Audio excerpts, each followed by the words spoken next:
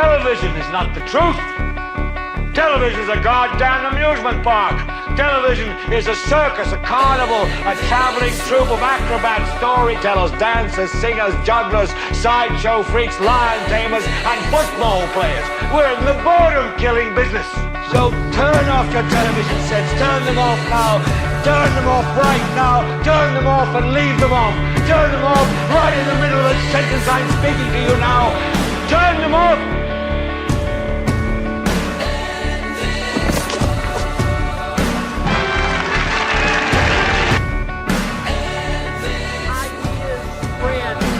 Stop them. An idea whose time has come cannot be stopped by any army.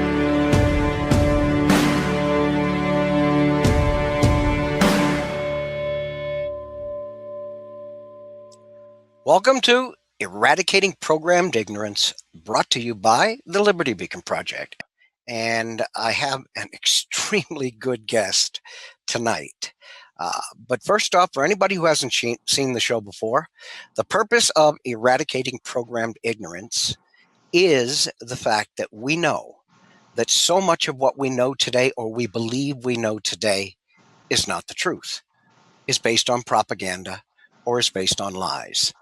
And as I said last episode, the Liberty Beacon Project is here with a huge wrecking ball, and we're going to bust some big holes in that wall between the truth and the programmed ignorance. But we only have about 55 minutes, so I need to get straight to my guest. So let me read you a little bit about who we're going to be talking to tonight. And David Lewis, or Dr. David Lewis, is an internationally recognized research microbiologist, formerly with the EPA Office of Research and Development, now retired from government service. Dr. Lewis has written of his research and the ensuing change in policies in the EPA and other federal agencies in the last 30 years. They have led to a mass exodus of microbiologists, engineers, and scientists from government agencies. Dr. Lewis has chronicled this in his newly released book, Science for Sale: How the U.S. Government Uses Powerful Corporations and Leading Universities to Support Government Policies, Silence Top Scientists, Jeopardize Our Health, and Protect Corporate Profit. Well, for anybody who listens to any of the TLB radio shows or reads any of the articles we put out, that's not really a bunch of new news to you. But rarely do you get to hear it from an individual who spent 30 plus years of his life observing this firsthand. And we're talking about one of an internationally renowned PhD level microbiologist. So what we're going to have today is a treat. Now, Dr. Lewis is a friend of mine. He is a great contributor to the Liberty Beacon Project. So we've had many discussions before, and that's going to make this a very comfortable discussion. And how are you today, Dr. Lewis?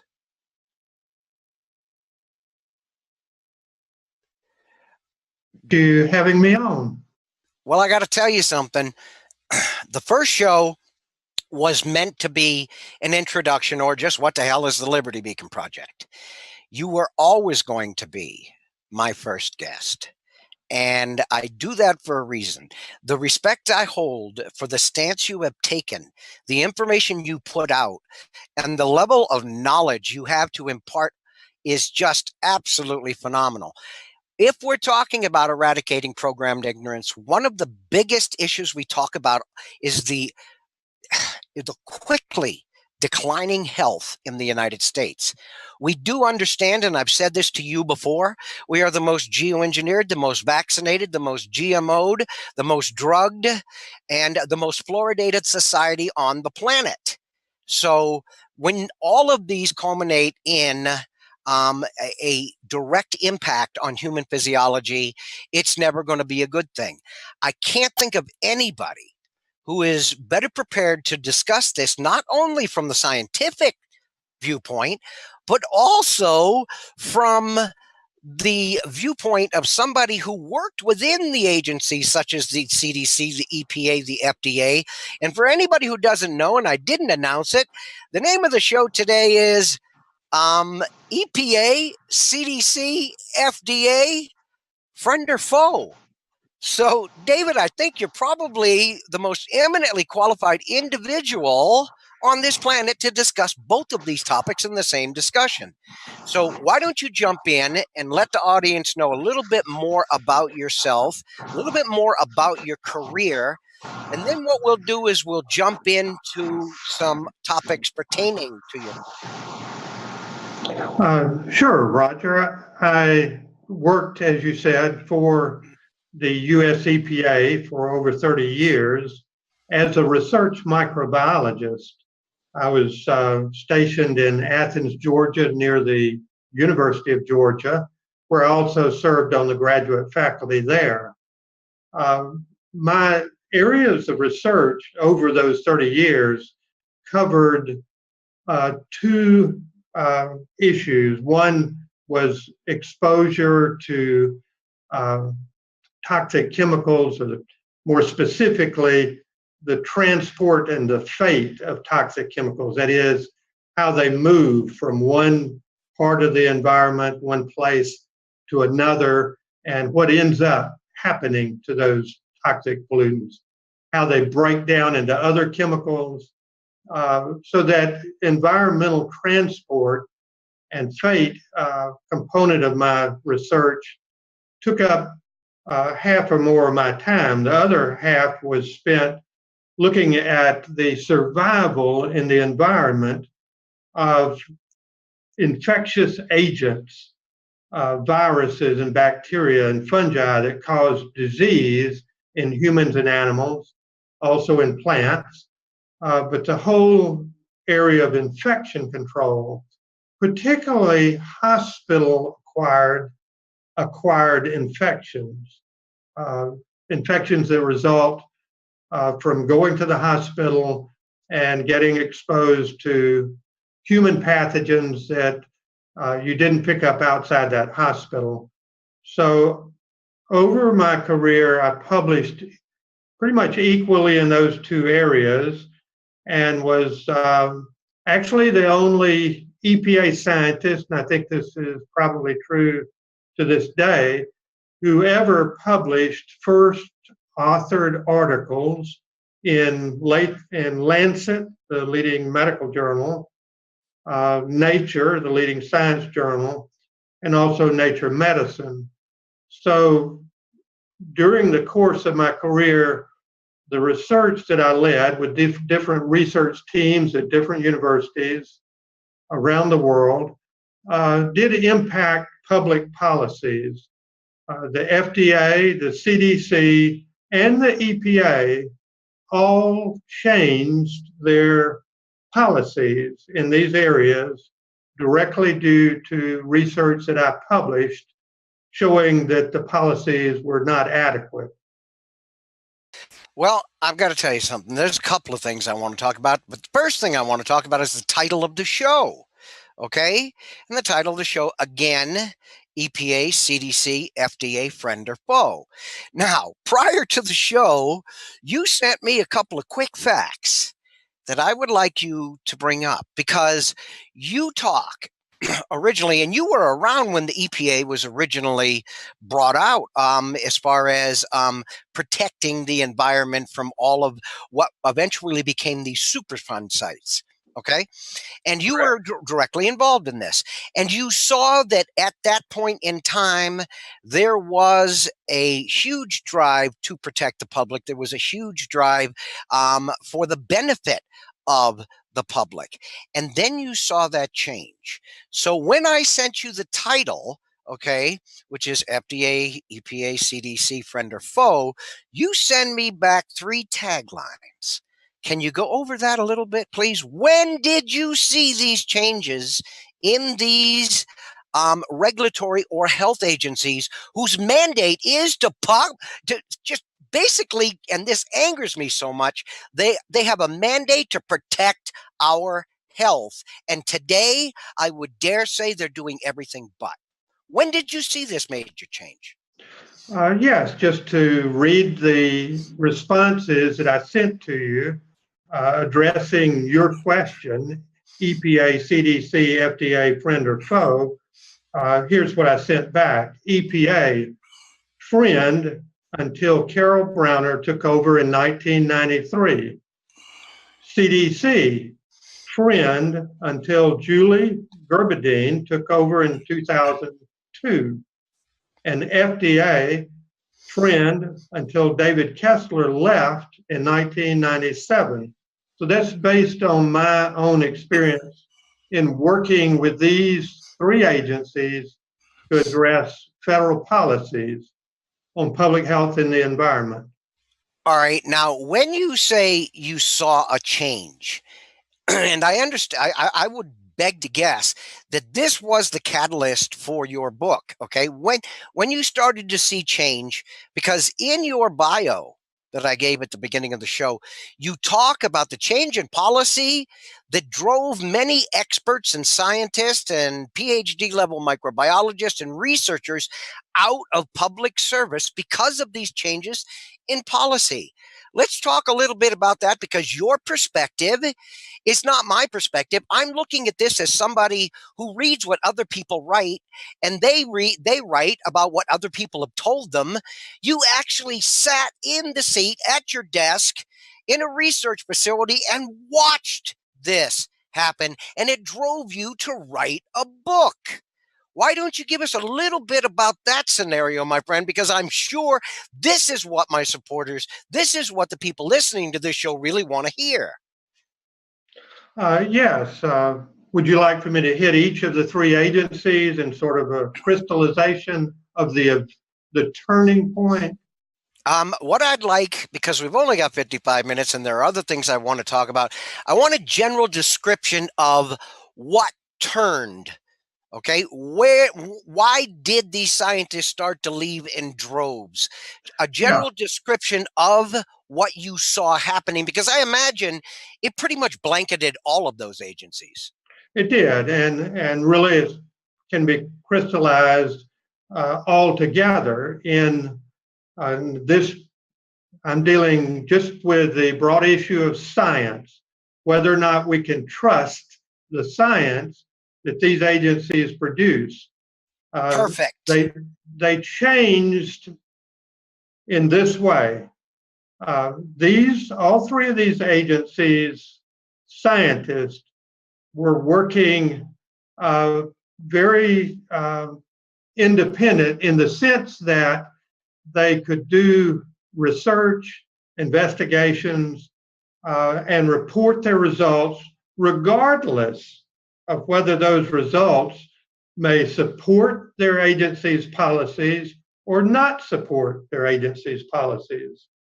I witnessed that freedom that existed when I started working for EPA, and when it was created in 1970. The department that I was working for at the time in 1970 was converted to an EPA lab. Scientists commonly published data in those days at EPA that challenged the agency's policies. But those scientists prospered. They were never retaliated against. They continued to be supported. What happened in all three of these agencies, the EPA, the CDC, and the FDA, is that a reorganization occurred in which scientific articles, in order to get approved for publication, had to go to EPA headquarters or FDA headquarters or CDC headquarters to be reviewed by the policymakers. And that determined whether or not anything in the papers needed to be changed, any conclusions needed to be modified or dropped, or even any results might be necessary to change them before publication. That Oh, same, hold on. You're talking about changing results. Now, I want to take that just one step deeper, but I also want to know how much you're aware of, because I was given information along this line that there were even specialists, scientists, researchers that were told they needed to wear a wire and tape conversations amongst other employees who might not be happy with the administrative policies. Were you ever aware of that on any level? And when we talk about changing, and again, you, myself, and Dr. Andrew Wakefield did a show not too long ago about Dr. Thompson, the CDC whistleblower. So we're aware that policy has shifted to the point where data has been destroyed, data has been changed to reflect positively on these agencies. So let's go a little deeper into actually changing data, research data, and were they actually bullying employees into wearing hidden mics?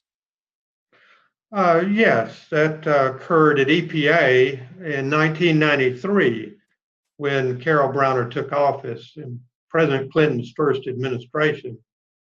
Uh, the It was actually driven by John Dingell, who was chairman of a House Government Oversight Committee at the time. It was coming time to generate more waste, fraud, and abuse reports in EPA. As an oversight subcommittee chairman, he needed to turn out a regular flow of federal employees caught doing bad things. So what happened is that John Dingell leaned on John Martin, who was EPA's Inspector General under President Clinton, and said, I need some more material for some hearings. And so Martin turned around and rewrote the Inspector General agent's performance standards to where they had to have 75% of their cases turn up in prosecutions just to get a favorable job rating. There were different levels of that. They got extra points in cases where the alleged fraud would get media or congressional attention. So these agents went out in concert with assistant U.S. attorneys from the Justice Department, and in tandem, they went around to EPA's 12 laboratories across the United States and charged various scientists, including at the lab I worked at, with fraud or some wrongdoing, but then offered to let them off if they would wear hidden microphones and help them entrap laboratory directors, because Dingell wanted high-ranking employees. He didn't want some lab tech. He wanted a lab director. And so that went on across the board. And what I did, Reader's Digest was working on some articles with me. A lot of my research had been published in Time Magazine and USA Today and others. So scientists working for EPA, coast to coast, started sending me all the documentation of this. So I bundled it up, caught a plane to Washington, sat down with the editor of Reader's Digest and spread it out, and he did a story on it. And what a story. I can imagine. It was called Weird Science at EPA. And I notified EPA headquarters just several weeks before that hit the street, and it had a picture in it of me with Carol Browner and a headshot of me next to her. And so she was hit square between the eyes with this. And John Martin, he resigned before that article hit the street. I don't imagine you were her favorite person after that. Well, in her defense, several years later, she presented me in Washington with the Science Achievement Award for a paper I published in Nature. And I was one of several hundred EPA employees coming across to get different awards. I was at the end of the line. Everybody walked through, shake their hand, smile, got a photo. I got halfway across the auditorium, and she stood up and looked at me, and she said out loud, she said, "I have a question for you." So I had to walk the rest of the way across the auditorium, and she handed me my plaque, wondering what on earth is about to happen. But she pointed at a word on the plaque, anemones, and she said, "Tell me what this word means." So I began to explain to her, and she stood there and talked with me for 5 minutes. And we had the most pleasant exchange. And I think it was just her way of saying, that we were not enemies. We were trying to do the same thing, had the same goals. And in fact, one of the co-authors of my Nature paper was Jerry Melillo, who was President Clinton's Associate Director for the Environment for the White House Office of Science and Technology Policy. And I asked Jerry, before meeting Carol Browner on the stage, I said, "Have you talked with Carol Browner about what's happening at EPA?" And he looked at me and he said, "David, I have been around and around and around with Carol Browner over this, and all she will say is she is overruled at the highest levels." So that answered a lot of questions for me. And I think her meeting with me on the stage was a way of reinforcing that I was not her enemy, but we were working towards the same goal, but her hands were tied. Well, we do know that some of the biggest influences, and I will give you the biggest influence on the government in this country, but some of the biggest influences are the pharmaceutical industry, the chemical industry, and the biotech industry. And they are responsible for a lot of what the EPA should be looking out for. They are responsible for the toxins that we see in affecting so many Americans today. Now, if anybody out there wants to know what the biggest influence of those three, and indeed, by far, the biggest influence on this government today, I'm about to explain to you.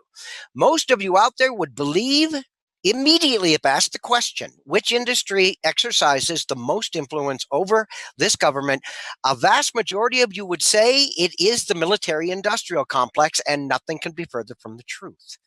The pharmaceutical industry spends 500% or 5 times more than the entire military-industrial complex does on lobbying and bribing and buying our leaders. Listen to me again, 500% more. So the biggest influence on this government today is, in fact, the pharmaceutical industry. But David, I need to go off on another track on something you and I discussed in the past that absolutely floored me in a radio show. And in some information you sent me. It absolutely floored me. And don't have that concerned look on your face, because you're going to know exactly what I'm talking about, and you're going to be very prepared to talk about this, probably more prepared than any human being on the planet.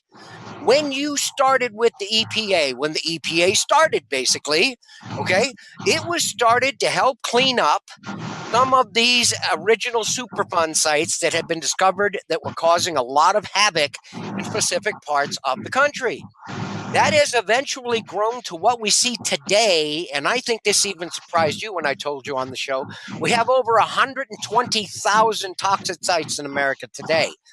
But when I asked what the level of toxicity in these areas were today as compared to what triggered the formation of the EPA, 45 years ago, you told me in some areas the toxicity is as much as 1,000,000 times more. Now, we're not talking about doubling. We're not talking about tripling. We're not even talking about 100 times more. You're telling me that these toxic levels might be as much as 1,000,000 times more. So what the hell has the EPA done for us, David? Well, it's not that they might be, they are, and EPA has thoroughly documented Well, I wanted this. you to say that. Yeah. Well, when the EPA was created in 1970, it was created under the Clean Air and Clean Water Acts to clean up the air and the water. So to clean up the water, President Carter started a program to build wastewater treatment plants across the United States. Every town, every city, and every municipality has a wastewater treatment plant to clean up the water. In the water, there were parts per billion and parts per billion levels of heavy metals, pesticides, pharmaceuticals, these sort of industrial waste. And science had begun to show that those very, very low levels of these toxic chemicals could have major influences on developing fish, developing other animals. It was clearly becoming evident that these chemicals, though they were very low concentrations in the water, they would get magnified up the food chain and end up being concentrated in animal fat. And chemicals that are highly soluble in animal fat are highly neurotoxic. The more soluble they are in animal fat, the more neurotoxic they are. And the converse is true. If they're soluble in animal fat, they're not soluble in water. So as a fish swims through the water and its gills are exposed to these parts per trillion levels of pesticides and pharmaceuticals, etc., they get concentrated in their fat, and a lot of that gets into their brains when they're developing. So out of those concerns, wastewater treatment plants were built because human sewage is about 35–40% animal fat. A lot of animal fat goes into it, into our diet. So naturally, when you run this water through a waste treatment plant, the parts per billion and parts per trillion get turned into high parts per million concentrations, millions of times higher. So the question came up what to do with all this sewage sludge that settles out at the waste treatment plants. And President Carter approved EPA's plan to take these wastes and apply them to land.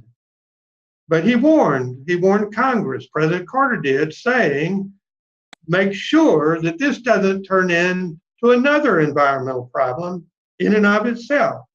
We had Clean Air Acts, we had a Clean Water Act, but no Clean Soil Act. So big industry and big government got together, and they had, in their view, no choice. Instead of industry piping toxic waste into the Cuyahoga River in Ohio and letting it catch on fire, they'll just put it out on farmland as sewage sludge. So that's what they did. And not only farmland, but golf courses, forests, school playgrounds, bag it up and sell it at Home Depot and Lowe's. As fertilizer.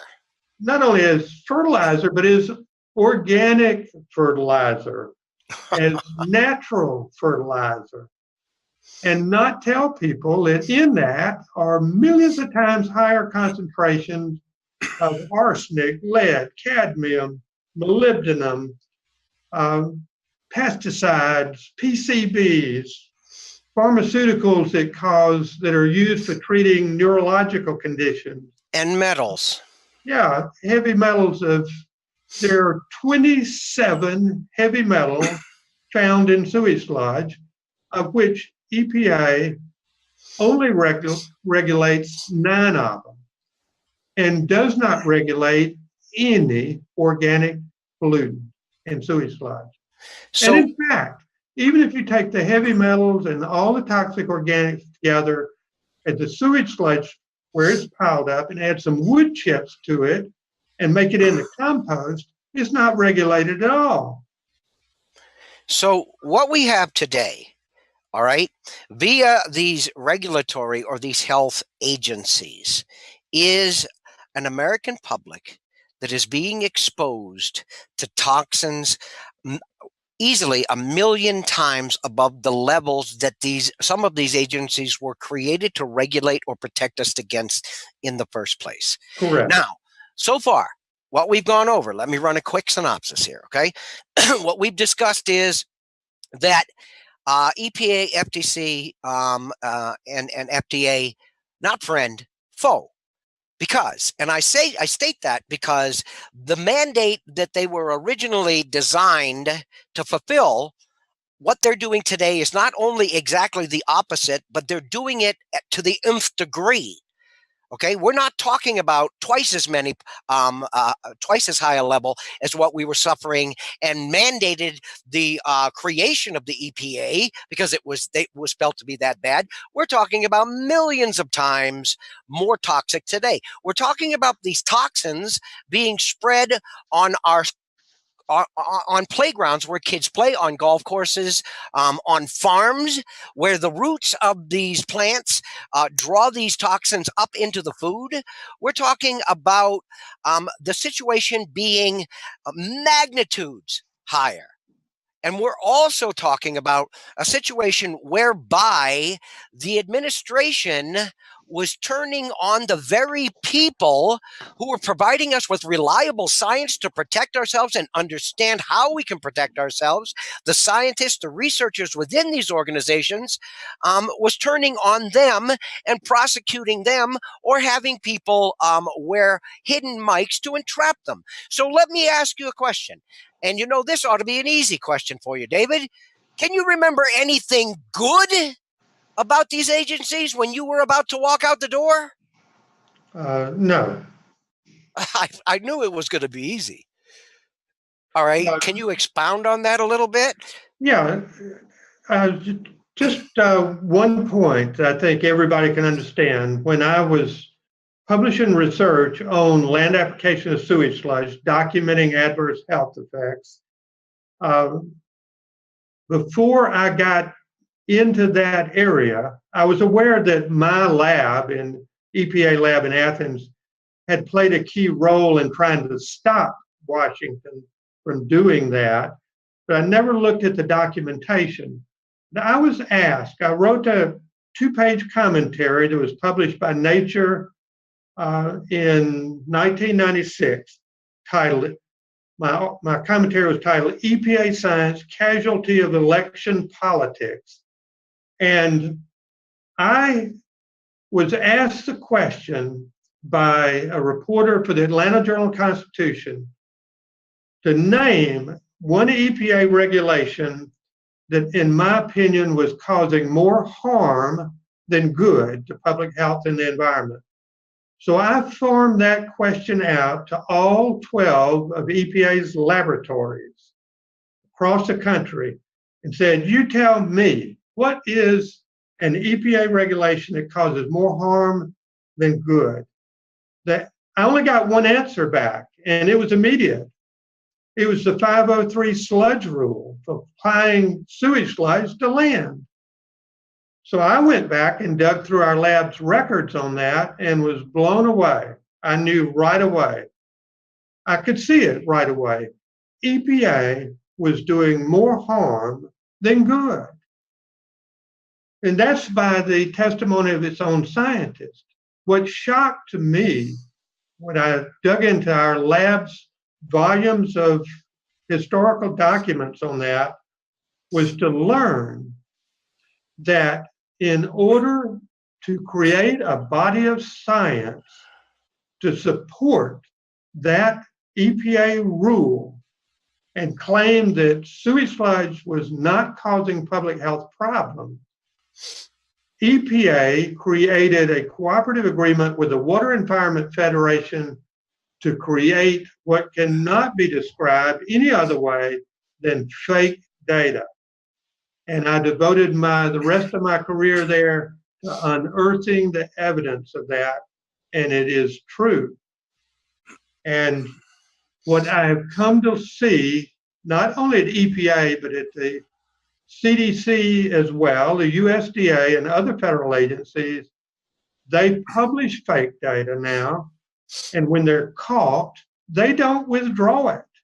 None of those data, I have never seen a federally funded study that turned out to be fake that any of these federal agencies will withdraw from the scientific literature. They don't care whether it's fake. The only way they can support it with science is to fake the data. Well, let's jump a little bit further forward into the very recent past, and let's talk about another show, again, as I mentioned, that you, Andrew Wakefield, and myself did, whereby we discussed the Dr. Thompson issue. Whereby we discussed that this is a whistleblower who came forward and said that we had absolutely qualified, substantiated data, irrefutable data in 2003 that the MMR vaccine was causing harm, and in a larger fashion, a much larger fashion, to Black American children who were given the MMR vaccine prior to 36 months of age. So we know this, okay? We also have seen reports from other whistleblowers that state the CDC had a big shredding party within their offices to shred all data that would back this up. So we already know the complicity. We already know the crimes being committed. But I want to reinforce your point, and I want you to speak to this. Since Dr. Thompson came forward, since the data has been released indicating that these children under 36 months of age who will receive the MMR vaccine are at a much higher risk of acquiring or triggering autism, and this is in 2003, so we're talking almost a dozen years ago. The FDA has done, the CDC has done absolutely nothing to date to tell parents, do not have your children vaccinated with the MMR vaccine until they're over 36 months, and even then there might be a risk. They have not stepped in and backed their own data, even though they got caught with their pants down. Now, one more question, then I'm gonna cut you loose because I can see you chomping at the bit. Okay, one more question: how many lives that have been destroyed via death or permanent injury or permanent affliction of autism for a lifetime could have been avoided in the last 12 years if the CDC would have published this damn information, David? Just if this doesn't just throw you into a rage, and I can see you're in a rage. For everybody who doesn't know, David's mad right now. I can see it on his face. But do you understand where I'm coming from with this, David? Oh, I understand. This is hugely criminal. It is for this reason that I was willing to give up my career at EPA, because I could see this going on. And it's the same at the CDC and the FDA now. Countless children are being harmed both by environmental chemicals, and I'm convinced, at least in the evidence I saw, and Brian Hooker, who authored this study, analyzing the paper published by the CDC, by Thompson and others, in the journal Pediatrics. Originally, Brian and I were going to publish a paper together on that, but I was sort of late getting involved in it and suggested to him he'd go ahead with what he had. It was urgent to get it out there, and I would continue to work on it later. But I looked at those original data, and there is no question but what the CDC scientists covered up valid key data in that paper that showed that young Black children at 36 months and earlier were being impacted. It put it at significantly higher risk of autism from the MMR vaccine. 340% by their own estimate, higher risk. Yeah, I think that the percentage is between 240 and 340 or something like that. There was some issue over the calculations on the percentage wise, but it was a highly statistically significant increase of several fold in risk to young Black children in that age range. And they simply called out those children by going back after the study, after the data were collected, after the data were analyzed, and when the CDC saw the results, then they went back and started taking out Black children based on whether or not they had valid Georgia birth certificates, and claimed, the CDC claimed, they had to have the birth certificate data to get birth weight and other data they needed in their study. And I tell you what I did. I went and pulled some birth certificates of children I knew within that age range in that study. And you know what? In Georgia, it doesn't give the birth weight for these other data. The CDC claimed they had to get from the birth certificate. The state of Georgia quit collecting those data sometime in most of those children's cases way before that study was done. So we're not getting the truth from the CDC on this. Well, not only do I agree with you, but you know, I'm looking at just how many different directions, and this is what I'd like you to speak to. And we've probably got about 14 minutes left. So I'd like to go through this because what I'd like is a synopsis from you. But first off, I'm going to rant a little bit here, okay? And you ought to know to expect that from me by now, David.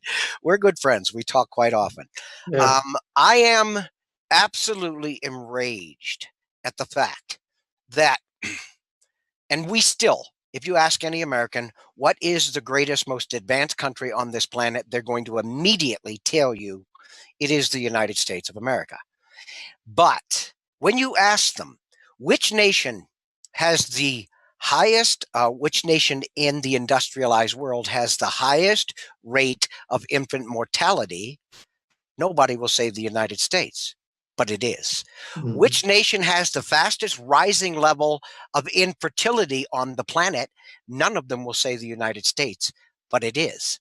Which nation has the highest level of autism? And let's talk cognitive dysfunctions here. Autism, Alzheimer's, dementia, ADHD, and I could go on. Which nation has the highest level of all of these cognitive dysfunctions on the planet? None of them will say the United States, but it is. Which nation has just about, and I believe it is at this point, the highest level of autoimmune dysfunction? Okay, autoimmune deficiencies on the planet. They won't mention the United States, but it is. Which nation has the fastest rising level of food allergies on this planet, soon to be number one? They won't mention the United States, but it is. And I could keep going on with this. We have the fastest rising level of health failure on the planet. The United States has the sickest society in the history of this planet, and that fact is being hidden from us. Now, we talk about environmental toxins, and you talk about that so well, better than anybody on this planet, being 1,000,000 times higher than what triggered the formation of the EPA. We are the most vaccinated nation on this planet, receiving more vaccines through adulthood than any other nation on the planet, which contain the MSGs, which contain the formaldehyde, which contain the mercury, which contain the aluminum in just about every shot, aluminum, and these are very neurotoxic metals. We are the most GMO'd, which includes glyphosate. Now, for anybody out there who isn't aware of this, glyphosate affects the lining of the stomach. If you just had vaccinations, believe it or not, or you've ingested food that has been grown in aluminum saturated soil so that your food is, this aluminum doesn't make it into the blood-brain barrier very well. The blood-brain barrier protects a lot of that aluminum from getting into the brain unless you're eating food that's saturated with glyphosate.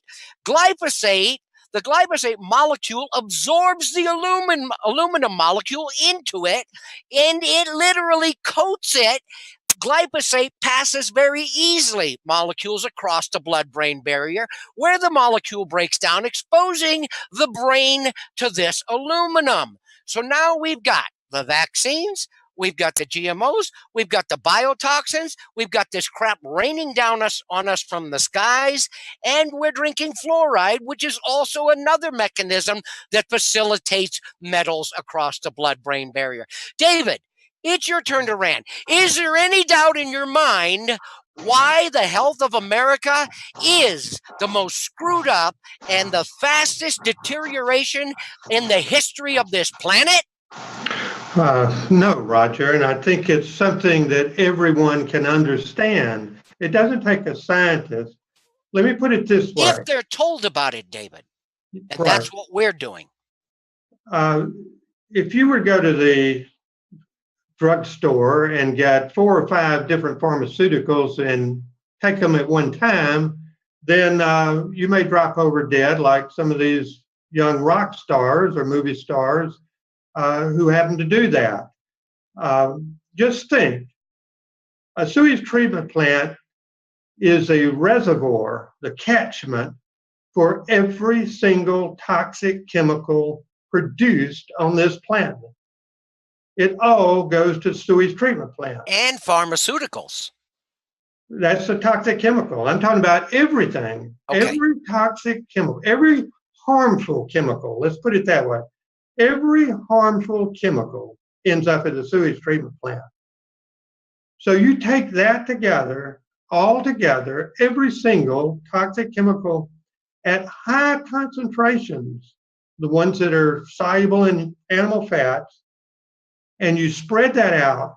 So whereas in 1970, we had companies piping their waste down to a river and it flows out into the ocean, the Atlantic Ocean or the Pacific Ocean, or gets carried out there by some other means and it's diluted out. Now we have that put all around us on the land. So that, look at it this way, what are your chances? I'm sensitive to certain metals. In dental work, I can't tolerate levels of heavy metals, certain heavy metals, but you may not be sensitive to those metals. You may be sensitive to, allergic to one antibiotic. I may be allergic to another. Fortunately, we're not all allergic to all chemicals. But what happens when you mix all chemicals together? We're all sensitive, harmed by something that is in sewage sludge now, because everything's there. Your chances of being exposed to hundreds of thousands, if not millions, of different toxic chemicals and not being sensitive to any one of them or allergic to any one of them, your chances are essentially zero. So that's what we've done. We've turned our front yard and backyard into a toxic waste dump. You mentioned the hazardous waste sites, the Superfund sites. You know where they are now, what's going on with them? Their leachates are being taken to the sewage treatment plant. That's where that's going now. So it goes from there out to your farm where your potatoes and corn are grown and put in your flower garden. If you go down to Lowe's and buy some organic mulch that's called milorganite, for example, it happens to be one of them that identifies that that is sewage sludge product. Most of them don't. The government won't let us know what is and what is not contaminated with sewage sludge. Well, I need to take it. My God, for anybody who doesn't know David, he's a very soft-spoken individual. That was a rant. My God, and that was beautiful, David. It really was. But I want to take that one step further, okay? Because as a scientist, you are fully aware, and as a somebody who's done a massive amount of research along these lines of all of these providers of toxins to the human physiology, I'm fully aware that if you take one toxin and another toxin and you combine them, you don't get something that's twice as bad. In some cases, you might get something that is 1,000 times worse. Now, let's go back to what you just said. You just told the entire audience that you could have as much as 1,000,000 different, levels of toxins, hundreds of thousands of different toxins or thousands of different toxins in this sludge, all combined, so that one of them is probably going to reach up and grab you, and not in a good way. But the way I'm looking at it is, if you've got all of these toxins combined in one place, their toxicity is not additive. Their toxicity could be magnitudes higher. Have I got that right? Yeah, that's a whole different aspect of the problem we're in now. A large fraction of those hundreds of thousands to millions of toxic chemicals and their various degradation products, which can be even more toxic than what was started out with before it was biodegraded or chemically broken down. Many of those will react in combination in ways that their toxic effects are orders of magnitude higher, hundreds or thousands of times more toxic or more. And I can give you an example. I got called over to Monarch Wineries in Atlanta because their fermentation process was shutting down on peaches grown in Georgia, but peaches from the state of Washington were fine. And they want to know why they wouldn't ferment. When I looked at it in the EPA lab, I saw a compound, dichloronitroaniline, DCNA, but it was only at a 1 part per million level. I called up the USDA and I said, could this be killing yeast at 1 part per million? They said no. But when I went in the laboratory, what I found is that once it starts fermenting and you get just a little bit of alcohol present with it, it becomes so toxic, it was killing yeast. And it's hard to kill yeast. Well, I have another example for you real quick, okay? Glyphosate is Roundup, okay, is one of, it is the most common used herbicide on the planet. It's used in mega millions of gallons all across this planet. The most active portion of it, or the active portion of it, is glyphosate. All right. Glyphosate has just been not too long ago classified as a class 2 carcinogen by the World Health Organization, but it is used all over the planet. And now that the patents run out, a lot of other companies are using glyphosate in their herbicides. So they tell you that it has a toxic level, Roundup, of this much because of the active ingredient in in Roundup, which is glyphosate. What they're not telling you, and by omission, it is the biggest lie there is that the inert compounds that glyphosate is mixed with raises the toxicity level of glyphosate by as much as 1,000%. You never hear that. All they tell you about is the toxic impact of the glyphosate, not what happens when it's mixed with the inert components. That's such an important point, Roger. And everybody should think about this. When the FDA approves vaccines, they approve vaccines by the single vaccine, not the combination of vaccines that a child gets or adult gets. That's not being tested. Same with the EPA. They regulate chemicals based on how toxic, how dangerous a single chemical by itself is. Nowhere does that single chemical exist by itself. It's in mixtures of all other kind of things. So we're just flying blind on this. The picture is it's unimaginably worse, the health risk associated with what's going on, than EPA or the CDC or USDA or the FDA even want to know. They don't want to know the answer to that question you're talking about.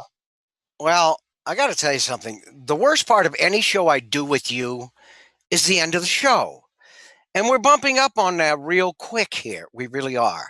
So in case I don't have a chance to say this to everybody, what I want you to do is I want you all to understand that this is not the last show we're going to have with David.